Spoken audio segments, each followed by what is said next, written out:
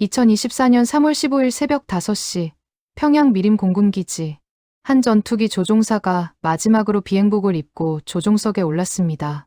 엔진이 굉음을 내며 돌아가고 활주로를 박차고 하늘로 치솟는 순간 그는 남쪽을 향해 기수를 돌렸습니다.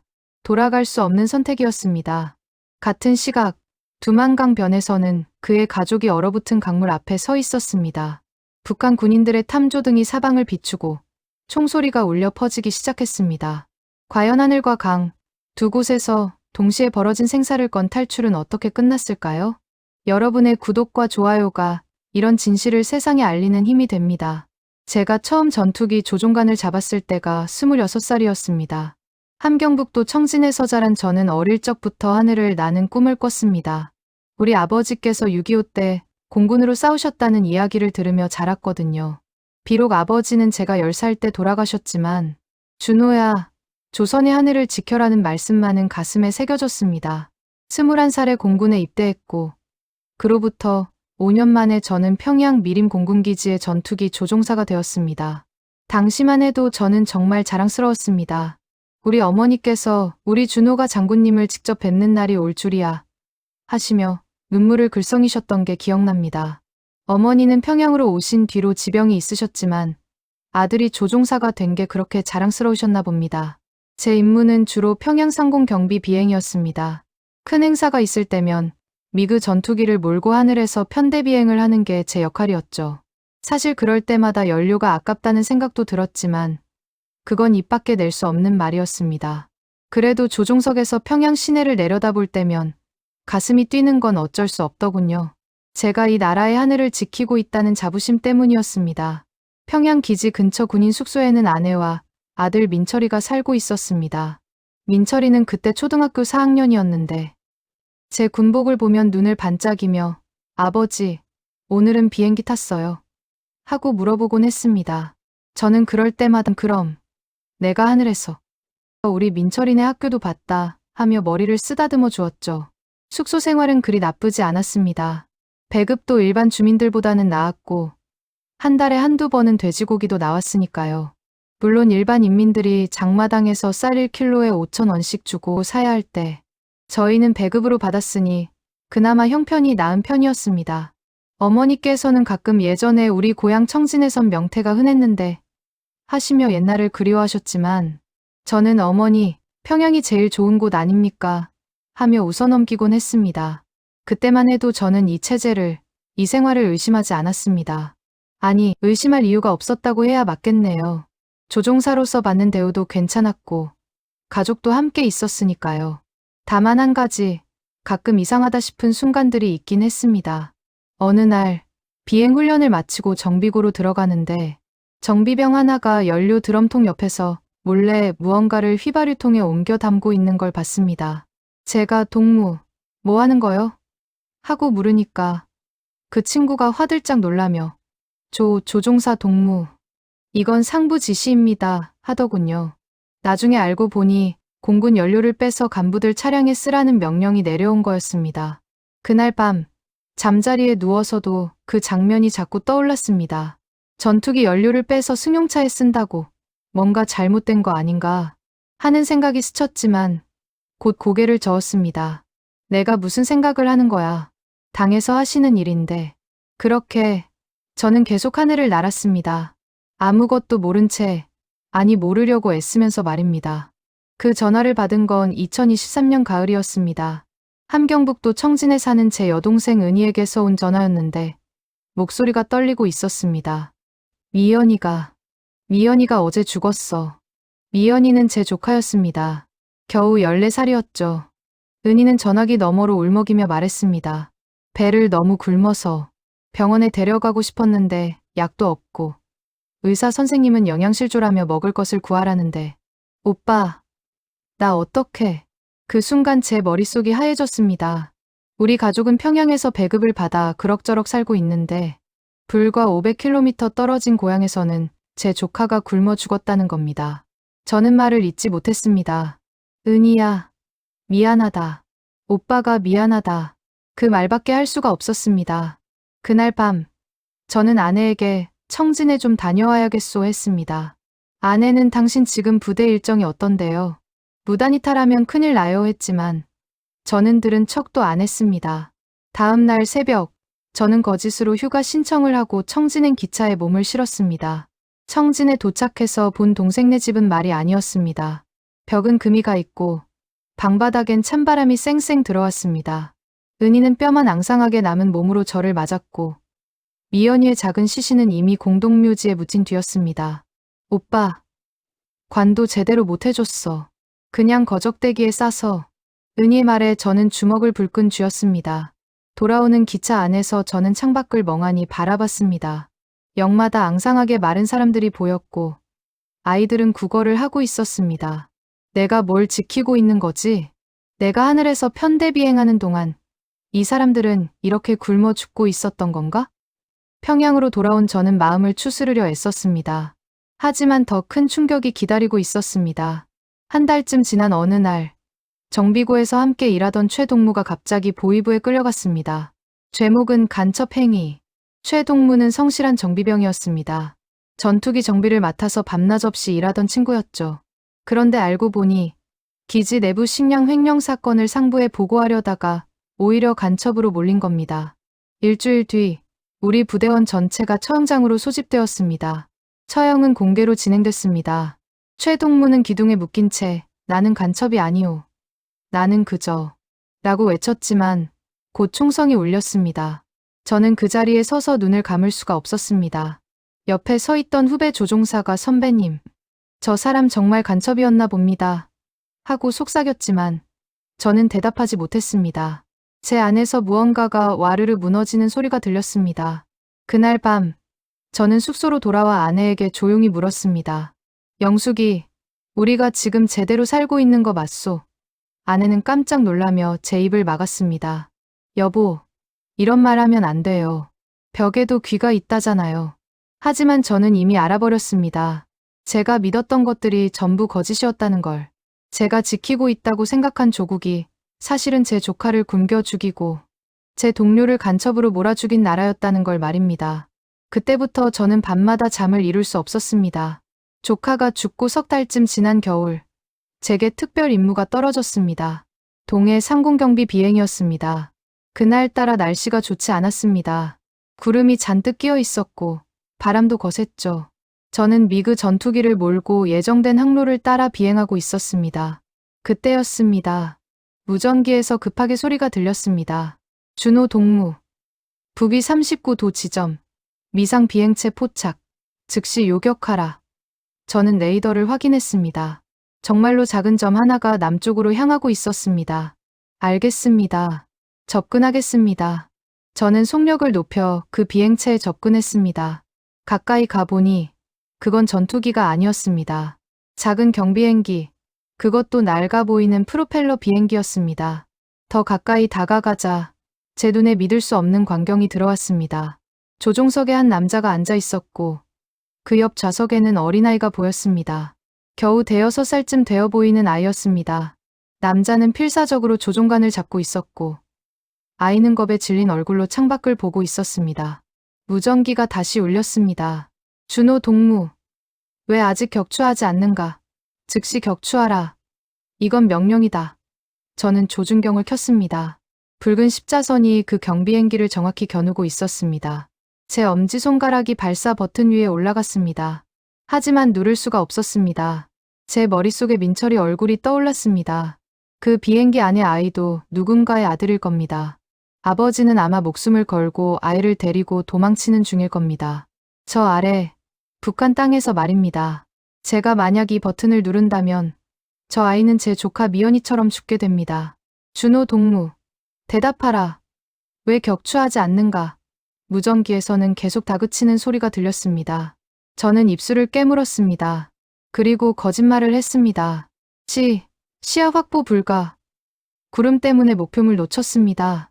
실제로 그 경비행기는 구름 속으로 사라졌고 곧 북한 영공을 벗어났습니다. 저는 땀으로 흠뻑 젖은 채 기지로 돌아왔습니다. 착륙하자마자 저는 바로 보위부로 끌려갔습니다. 동무는 왜 명령을 따르지 않았나? 구름 때문이라고 했지 않습니까? 거짓말. 레이더 기록을 보면 시야는 충분했어. 조사는 밤새도록 이어졌습니다. 결국 저는 사상 검토 대상이 되었습니다. 한때 에이스 조종사였던 제가 하루아침에 의심받는 처지가 된 겁니다. 비행 임무도 제한되었고 일주일에 한 번씩 사상학습을 받아야 했습니다. 그날 밤 저는 몰래나만 라디오를 들었습니다. 원래는 절대 금지된 행동이었지만 저는 알고 싶었습니다. 그 비행기가 무사히 남쪽에 도착했는지 말입니다. 잡음 사이로 들려오는 뉴스에서 저는 그 소식을 들었습니다. 북한에서 탈출한 부자가 경비행기를 타고 무사히 남한에 도착했습니다. 북한군의 포격을 피해 저는 라디오를 끄고 두 손으로 얼굴을 감쌌습니다. 안도감과 동시에 제 처지가 더 비참하게 느껴졌습니다. 저는 살인자가 되지 않았습니다. 하지만 이제 저는 체제의 적이 된 겁니다. 언젠가는 제가 저 부자처럼 도망쳐야 할지도 모른다는 생각이 들었습니다. 그날 이후 저는 매일 밤 악몽을 꾸었습니다. 제가 방아쇠를 당기는 꿈, 그 아이가 불타는 비행기에서 떨어지는 꿈, 깨어나면 온몸이 식은땀으로 젖어 있었습니다. 저는 알았습니다. 이대로는 더 이상 살 수 없다는 걸. 격추 명령을 거부한 뒤로 석 달 동안 저는 감시 속에서 살았습니다. 비행은 할 수 없었고 매일 사상학습만 받아야 했습니다. 동료들은 저를 피했고 상급자들은 저를 의심의 눈초리로 쳐다봤습니다. 그러던 어느 날 저는 결심했습니다. 더 이상 이곳에 머물 수 없다는 걸 말입니다. 하지만 혼자 도망칠 순 없었습니다. 제가 탈출하면 남은 가족들은 정치범 수용소로 끌려갈 겁니다. 3대가 벌을 받는다는 게 북한의 법이었으니까요. 고민 끝에 저는 청진에 계신 어머니와 여동생 은희를 평양으로 불렀습니다. 어머니, 평양 와서 같이 사시죠. 제가 모실게요. 어머니는 오래 망설이시다가 결국 올라오셨습니다. 은희도 함께 왔지만 얼마 못 가 다시 청진으로 돌아갔습니다. 오빠, 나는 여기서 미연이 무덤이라도 지켜야 해 하는 말을 남기고요. 이제 제가 데리고 나가야 할 사람은 아내 영숙이, 아들 민철이, 그리고 병든 어머니였습니다. 어느 날 밤 전기가 나갔습니다. 평양에서도 전기는 자주 나갔습니다. 저는 그 틈을 놓치지 않았습니다. 촛불을 켜고 가족들을 조용히 불러 모았습니다. 얘기 좀 해야겠소. 제 목소리가 떨렸습니다. 영숙이는 불안한 표정으로 저를 쳐다봤고 민철이는 영문도 모른 채 제 옆에 앉았습니다. 어머니는 기침을 하시며 이불을 여미셨습니다. 저는 천천히 말하기 시작했습니다. 미연이가 굶어 죽은 일, 동료가 간첩으로 몰려 처형당한 일, 그리고 제가 탈북 가족을 쏘라는 명령을 거부한 일까지 모든 걸 털어놨습니다. 그래서 우리도 이곳을 떠나야 할 것 같소. 제 말이 끝나자 방 안이 조용해졌습니다. 영숙이가 먼저 입을 열었습니다. 여보, 우리가 잡히면 어떻게 되는지 알아요? 우리뿐만 아니라 민철이까지. 3대가 수용소로 가요. 영숙이 손이 떨리고 있었습니다. 알고 있소. 하지만 여기 있어도 우리는 언젠가 죽어요. 저는 이미 찍혔소. 조만간 저를 수용소로 보낼 겁니다. 그럼 어차피 가족도 끝이에요. 그때 민철이가 조용히 물었습니다. 아버지, 남조선 가면 정말 배고픈 사람 없어요? 저는 아들을 꼭 안았습니다. 그래, 민철아. 거기선 내가 원하는 만큼 밥을 먹을 수 있어. 학교도 제대로 다닐 수 있고. 어머니께서 기침을 멈추시고 말씀하셨습니다. 준호야, 내 아버지가 6.25 때 싸운 건 우리 자식들이 잘 살라고 싸운 거였어. 그런데 지금 보니 그게 아니었구나. 어머니 이제 살 날도 얼마 안 남았으니 너희들이라도 사람답게 살아야지. 그 말씀에 저는 눈물이 났습니다. 평생 아들 자랑하며 사신 어머니께서 이제는 이 나라를 떠나자고 말씀하시는 겁니다. 영숙이도 결국 눈물을 흘리며 말했습니다. 같이 죽든지, 같이 살든지, 가족은 함께 있어야죠. 그날 밤, 우리는 오랫동안 이야기를 나눴습니다. 어떻게 탈출할 것인지, 언제 떠날 것인지. 저는 전투기를 이용한 제 탈출 계획을 설명했고, 가족들은 중국 쪽 국경으로 가서 브로커를 통해 강을 건너기로 했습니다. 날짜를 정확히 맞춰야 합니다. 제가 전투기로 남쪽으로 가는 바로 그 시각에 당신들은 강을 건너는 거요. 그래야 보위부가 혼란에 빠져서 당신들을 추적하기 어려워질 겁니다. 민철이는 두려운 표정으로 물었습니다. 아버지, 우리 죽지 않을까요? 저는 아들의 머리를 쓰다듬으며 말했습니다. 민철아, 아버지가 반드시 지켜줄게. 우리는 꼭 살아서 다시 만날 거야. 그날 밤 이후 우리는 조용히 준비를 시작했습니다. 돈을 모으고 브로커와 접선하고 탈출 루트를 확인했습니다. 매일 밤이 두려웠지만 동시에 희망도 생겼습니다. 자유로 가는 길, 그 험난한 여정이 시작되고 있었습니다. 샵 챕터 2024년 3월 15일 새벽 5시. 저는 평소처럼 비행복을 입고 기지로 향했습니다. 겉으로는 평범한 훈련 비행처럼 보였지만 제 심장은 미친 듯이 뛰고 있었습니다. 오늘이 바로 그날이었습니다. 같은 시각, 가족들은 이미 중국 국경 쪽으로 이동하고 있었습니다. 브로커와 함께 두만강 근처에 도착하기로 한 시간은 오전 8시. 제가 전투기로 남쪽을 향해 출발하는 시각과 정확히 맞췄습니다. 준호 동무, 오늘 훈련 항로는 동해 연안입니다. 관제탑에서 지시가 내려왔습니다. 알겠습니다. 저는 최대한 침착하게 대답했습니다. 헬멧을 쓰고 조종석에 올라타는데 다리가 후들거렸습니다. 엔진 시동을 걸었습니다. 굉음이 울려 퍼졌습니다. 활주로를 달렸고 기수를 들었습니다. 전투기가 하늘로 치솟았습니다. 그 순간 저는 마지막으로 평양 땅을 내려다봤습니다. 안녕, 조국이라 불렀던 곳이요. 고도 3,000m까지 올라간 뒤 저는 예정된 항로를 따라 동쪽으로 향했습니다. 무전기에서는 정상 비행 중이라는 보고가 오갔습니다. 10분, 20분. 저는 시계를 계속 확인했습니다. 오전 8시 정각. 바로 지금이었습니다. 저는 조종관을 확 당겼습니다. 전투기 기수가 남쪽으로 돌았습니다. 동시에 고도를 낮췄습니다. 레이더 탐지를 피하기 위해 산악지형 사이로 파고들었습니다. 준호 동무, 무슨 짓이냐? 항로를 이탈했다. 즉시 복귀하라. 무전기에서 다급한 소리가 터져 나왔습니다. 저는 무전기를 껐습니다. 이제 돌아갈 곳은 없었습니다. 같은 시각, 두만강 변에서는 제 가족이 얼어붙은 강물 앞에 서 있었습니다. 영숙이는 나중에 제게 그때 얘기를 해줬습니다. 여보, 그때 정말 죽는 줄 알았어요.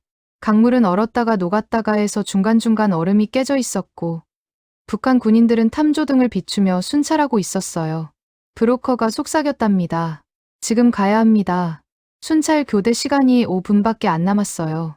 어머니는 기침을 참으시며 고개를 끄덕이셨고 민철이는 아무 말 없이 엄마 손을 꼭 잡았답니다. 하나, 둘, 셋. 브로커의 신호에 그들은 강으로 뛰어들었습니다. 얼음이 발밑에서 쩍쩍 갈라졌고 어떤 곳은 물이 차올랐습니다. 어머니가 비틀거리자 영숙이가 부축했습니다. 어머님, 조금만 더요. 그때 총소리가 울렸습니다. 북한 군인들이 발견한 겁니다. 설아, 쏜다. 탐조등이 그들을 비췄습니다. 영숙이는 민철이를 앞으로 밀며 소리쳤습니다. 민철아, 뛰어. 뒤돌아보지 말고 뛰어. 하늘에서는 제가 필사적으로 남쪽을 향해 날고 있었습니다. 뒤에서 요격기 2대가 쫓아왔습니다. 반드시 격추시켜라. 무전이 오갔을 겁니다. 저는 산과 산 사이를 미친 듯이 뚫고 지나갔습니다. 미사일 경고등이 울렸습니다. 뒤에서 미사일이 발사된 겁니다. 저는 급선회했습니다. 플레어를 뿌렸습니다. 섬광이 번쩍였고 미사일은 빗나갔습니다. 강에서는 가족들이 중국 쪽 강변에 거의 도착하고 있었습니다. 뒤에서 총알이 물보라를 일으켰지만 다행히 맞지 않았습니다. 브로커가 민철이를 먼저 끌어올렸고 이어서 영숙이와 어머니를 끌어올렸습니다. 빨리요, 빨리. 중국 쪽에서 기다리던 사람들이 그들을 차에 태웠습니다. 차는 급하게 출발했습니다. 뒤에서 북한 군인들의 고함 소리가 들렸지만 이미 중국 땅이었습니다. 저는 마침내 휴전선 근처에 도달했습니다. 연료 경고등이 깜빡이기 시작했습니다. 남은 연료가 거의 없었습니다. 저는 남한 공군 기지를 찾았습니다. 레이더에 활주로가 보였습니다. 여기는 북한 공군 소속 리준호, 망명을 요청합니다. 저는 남한 주파수로 긴급 교신을 시도했습니다. 잠시 후 응답이 왔습니다. 착륙을 허가합니다. 천천히 내려오십시오. 전투기가 활주로에 닿는 순간 저는 눈물이 쏟아졌습니다. 영수가, 민철아, 어머니, 우리 살았다. 전투기 바퀴가 활주로에 닿는 순간 사방에서 군용 차량들이 몰려왔습니다. 무장한 군인들이 전투기를 포위했고 누군가 확성기로 소리쳤습니다. 조종사, 양손을 들고 천천히 내리십시오. 저는 조종석 캐노피를 열고 두 손을 번쩍 들었습니다. 온몸이 땀으로 흠뻑 젖어 있었습니다. 나는 북한 공군 조종사 리준호입니다. 대한민국에 망명하러 왔습니다. 군인들이 다가와 저를 조종석에서 내려주었습니다. 다리에 힘이 풀려 거의 쓰러질 뻔했는데 옆에 있던 젊은 공군 병사가 저를 부축해 줬습니다. 괜찮으십니까? 그 말투가 너무 공손해서 저는 순간 당황했습니다. 북한에서는 탈영병을 이렇게 대하지 않았으니까요. 곧바로 차에 태워져 어딘가로 이동했습니다. 1시간쯤 달렸을까요? 도착한 곳은 큰 건물이었습니다. 나중에 안 일이지만 그곳이 국정원 합동신문센터였습니다. 조사실로 들어가자 2명의 조사관이 기다리고 있었습니다. 저는 긴장했습니다. 북한 보위부의 조사를 생각하면 이제 고문이 시작될 거라 생각했습니다. 하지만 조사관 중 한 명이 웃으며 말했습니다. 리준호 씨, 오시느라 고생 많으셨습니다. 먼저 식사부터 하시겠습니까? 저는 귀를 의심했습니다. 식사부터 하시겠습니까?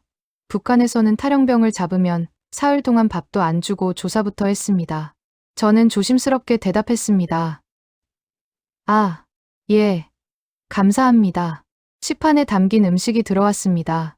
따뜻한 밥, 된장찌개, 불고기, 김치, 계란말이까지. 저는 숟가락을 들다가 멈췄습니다. 이게 꿈인가 싶었습니다. 북한에서는 군인들도 강냉이밥에 소금국을 먹는데 여기서는 탈북자에게 이런 음식을 주다니. 드십시오. 편하게 드셔도 됩니다. 조사관이 말했습니다. 저는 눈물이 날 것 같았지만 참았습니다. 그리고 천천히 밥을 먹기 시작했습니다. 식사 후 조사가 시작됐습니다. 하지만 제가 예상한 것과는 완전히 달랐습니다. 조사관은 책상을 치거나 고함을 지르지 않았습니다. 조용히 정중하게 물었습니다. 언제부터 탈북을 계획하셨습니까? 가족분들은 어떻게 되셨나요? 북한 공군 내부 사정을 여쭤봐도 될까요? 저는 모든 걸 솔직하게 말했습니다. 조카가 굶어 죽은 일, 동료가 처형당한 일, 탈북 가족을 쏘라는 명령을 거부한 일, 그리고 가족과 함께 탈출한 계획까지 전부 털어놨습니다. 가족분들이 무사히 중국으로 건너갔는지 궁금하시죠? 조사관이 물었습니다. 저는 고개를 끄덕였습니다. 그동안 참았던 눈물이 흘러나왔습니다. 제발 무사했으면 좋겠습니다. 중국 쪽에 확인을 해보겠습니다. 시간이 좀 걸릴 겁니다. 조사관은 제 어깨를 가볍게 두드렸습니다. 너무 걱정 마십시오. 리준호 씨는 이제 안전합니다. 그날 밤, 저는 제공받은 숙소에서 잠을 청했습니다. 북한에서는 한밤중에 보위부가 들이닥칠까봐 늘 불안했는데 여기서는 문을 잠그지 않아도 아무도 들어오지 않았습니다. 참 이상한 느낌이었습니다. 며칠간 조사가 계속됐습니다. 북한 공군의 비밀 비행장 위치, 전투기 기종과 성능, 연료 비축 상황, 조종사들의 사기, 김정은의 공군 불신 같은 것들을 물었습니다. 저는 아는 대로 다 알려줬습니다. 제가 이곳에 온 이유가 북한 체제가 잘못됐다고 믿었기 때문이니까요. 일주일쯤 지났을 때 조사관이 좋은 소식을 가져왔습니다. 리준호 씨, 가족분들 소식입니다. 제 심장이 멈추는 것 같았습니다. 부인과 아드님, 그리고 어머님, 모두 무사히 중국을 거쳐 태국으로 이동하셨습니다. 곧 한국으로 오실 겁니다. 저는 그 자리에서 무릎을 꿇고 울었습니다. 감사합니다. 정말 감사합니다. 조사관은 제 등을 토닥이며 말했습니다. 축하합니다. 리준호 씨, 이제 곧 가족을 만나실 수 있습니다. 그날 밤, 저는 처음으로 편안하게 잠들었습니다. 악몽도 없었습니다. 그저 가족들의 얼굴이 꿈에 나타났고 우리는 함께 웃고 있었습니다. 사람 대접을 받는다는 게 이런 거구나. 저는 그때 깨달았습니다. 자유란 단순히 감옥에 갇히지 않는 것이 아니라 한 인간으로서 존중받는 것이라는 걸 말입니다. 일주일 뒤, 저는 하나원으로 이동했습니다. 하나원은 탈북자들이 남한 사회에 적응하도록 돕는 교육시설이었습니다. 차에서 내리자 멀리서 누군가 달려오는 게 보였습니다. 아버지, 민철이었습니다. 저는 가방을 내던지고 달려가 아들을 꼭 안았습니다. 민철아, 우리 민철이. 아들은 제 품에 안겨 울었습니다. 아빠, 무섭지 않았어요. 엄마가 아빠는 꼭 무사할 거라고 했어요. 영숙이도 천천히 걸어왔습니다. 저는 아내를 끌어안았습니다. 여보, 고생 많았소. 당신도요. 전투기 타고 오는 거 생각하면 지금도 가슴이 떨려요. 우리는 한참을 그렇게 서로를 안고 있었습니다. 준호야. 뒤에서 어머니 목소리가 들렸습니다. 돌아보니 어머니께서 지팡이를 짚고 계셨습니다.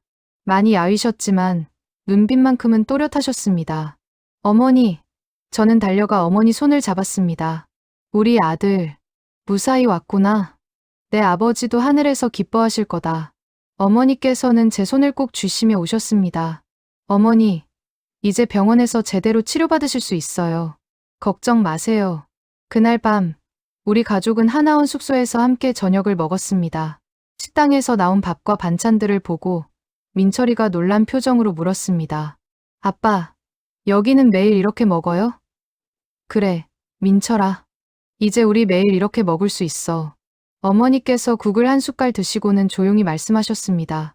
맛있구나. 참 맛있어. 6.25 이후로 이렇게 제대로 된 밥을 먹어본 게 언제였던가. 어머니의 말씀에 우리 모두 코끝이 찡해졌습니다. 하나원에서의 생활이 시작됐습니다. 오전에는 나만 사회 적응 교육을 받았습니다. 은행 카드 쓰는 법, 지하철 타는 법, 스마트폰 사용법, 심지어 쓰레기 분리수거까지 배웠습니다. 처음에는 모든 게 낯설었지만 하나하나 배워가는 게 즐거웠습니다. 민철이는 나만 학교에 적응하는 교육을 받았습니다. 어느 날 민철이가 신이 나서 말했습니다. 아빠, 여기 선생님들은 때리지 않는데요. 그리고 급식이라는 게 있는데 공짜로 밥을 준대요. 저는 아들의 머리를 쓰다듬으며 말했습니다. 그래, 민철아. 이제 넌 마음껏 공부하고 꿈을 꿀 수 있어. 밤이면 저는 가족들과 함께 앉아 이야기를 나눴습니다. 강을 건널 때 얼마나 무서웠는지, 태국까지 가는 동안 무슨 일이 있었는지. 영숙이는 당신 전투기가 무사히 남쪽에 도착했다는 뉴스를 들었을 때, 그때 처음으로 살았다는 걸 실감했어요. 하고 말했습니다. 어느 날 밤, 저는 민철이에게 남한 전투기 사진을 보여줬습니다. 민철아, 아빠가 언젠가 저런 비행기를 또 탈 수 있을까? 민철이는 환하게 웃으며 말했습니다. 아빠는 세상에서 제일 멋진 조종사잖아요. 당연히 탈 수 있을 거예요. 하나원에서 석 달을 보낸 뒤 우리는 사회로 나갈 준비가 됐습니다. 정부에서 지원금도 주고 집도 알아봐 줬습니다. 드디어 우리만의 집에서 새로운 삶을 시작할 수 있게 된 겁니다. 하나원을 떠나는 날, 저는 문 앞에서 한번 뒤를 돌아봤습니다. 여기서 우리는 사람답게 사는 법을 배웠습니다. 그리고 이제 진짜 자유로운 삶이 시작되는 겁니다. 하나원을 나온 우리 가족은 경기도의 작은 아파트에 정착했습니다. 처음 이사 온 날, 민철이는 집 안을 이리저리 뛰어다니며 신기해했습니다. 아빠, 온수가 나와요. 수도꼭지만 틀면. 그래, 민철아. 이제 우리 매일 따뜻한 물로 씻을 수 있어. 어머니께서는 따뜻한 온돌방에 누우시며 이제야 사람 사는 것 같구나 하고 말씀하셨습니다. 병원에서 치료를 받으신 덕분에 기침도 많이 나아지셨습니다. 의사 선생님은 꾸준히 치료받으시면 건강 회복하실 수 있습니다. 하고 말씀하셨습니다. 하지만 정착이 쉽지만은 않았습니다. 처음 몇 달은 공장에서 일했습니다. 한때 에이스 조종사였던 제가 컨베이어 벨트 앞에 서서 부품을 나르는 일을 하게 된 겁니다. 힘들었지만 불평하지 않았습니다. 가족이 함께 있고 자유롭게 살 수 있다는 것만으로도 감사했으니까요. 그러던 어느 날 남한 공군 예비역 모임에서 연락이 왔습니다. 탈북 조종사에 대한 소식을 듣고 도움을 주고 싶다는 겁니다. 그분들의 도움으로 저는 비행 시뮬레이터 교육회사에 취직할 수 있었습니다. 첫 출근 날 시뮬레이터 조종석에 앉았을 때의 느낌을 잊을 수가 없습니다. 비록 실제 전투기는 아니었지만 조종관을 잡는 순간 제 심장이 다시 뛰기 시작했습니다. 나는 역시 조종사구나. 젊은 학생들에게 항공역학과 비행 원리를 가르쳤습니다. 선생님, 북한 전투기는 어땠어요? 학생들이 물으면 저는 솔직하게 답했습니다. 성능은 남한 전투기보다 떨어졌지. 하지만 조종하는 사람의 마음은 똑같았어. 하늘을 나는 자유. 그걸 느끼고 싶었지. 방송국에서도 연락이 왔습니다. 북한 공군 실상에 대해 이야기해 달라는 겁니다. 처음에는 망설였습니다. 내 얼굴이 나가면 북에 있는 사람들이 위험해지지 않을까. 하지만 이미 저는 탈북자였고 제 이야기가 다른 북한 사람들에게 희망이 될 수도 있다고 생각했습니다. 방송에 나가서 제 이야기를 했습니다. 조카가 굶어 죽은 일, 동료가 처형당한 일, 그리고 탈북 가족을 쏘지 않았던 일. 많은 분들이, 특히 50대에서 70대 어르신들이 제 이야기에 공감해 주셨습니다. 한 어르신께서 방송국으로 편지를 보내셨습니다. 나도 6.25 때 피난을 왔었네. 자네 이야기를 듣고 그때 생각이 났어. 우리는 같은 민족인데 왜 이렇게 갈라져 살아야 하는가. 자네 가족이 무사해서 정말 다행이네. 그 편지를 읽고 저는 또 울었습니다. 민철이는 학교에 잘 적응했습니다. 처음에는 말투가 달라서 친구들이 놀렸지만 이제는 제일 인기 많은 아이가 됐습니다. 민철이가 어느 날 말했습니다. 아빠, 나도 커서 조종사가 될래요. 대한항공 조종사. 저는 아들을 꼭 안으며 말했습니다. 그래, 민철아, 넌 자유롭게 하늘을 날 수 있어. 아빠처럼 도망칠 필요 없이 말이야. 영숙이는 북한 출신 여성들과 함께 작은 식당을 시작했습니다. 북한 음식을 파는 식당이었는데 의외로 장사가 잘 됐습니다. 여보, 오늘 손님 중에 할아버지 한 분이 계셨는데 함경도가 고향이래요. 우리 음식 먹고 눈물 흘리시더라고요. 영숙이의 말에 저는 고개를 끄덕였습니다. 고향 맛이라는 게 그런 거지. 어느 날 저녁 텔레비전에서 북한 소식이 나왔습니다. 평양에서 열병식이 있었고 전투기들이 하늘을 나는 장면이 나왔습니다. 저는 잠시 화면을 바라봤습니다. 저 전투기들 중 하나는 제가 타던 비행기일지도 모릅니다. 저 조종석에 앉은 조종사는 지금 무슨 생각을 하고 있을까요? 민철이가 물었습니다. 아빠, 저 사람들도 우리처럼 남한에 올 수 있을까요?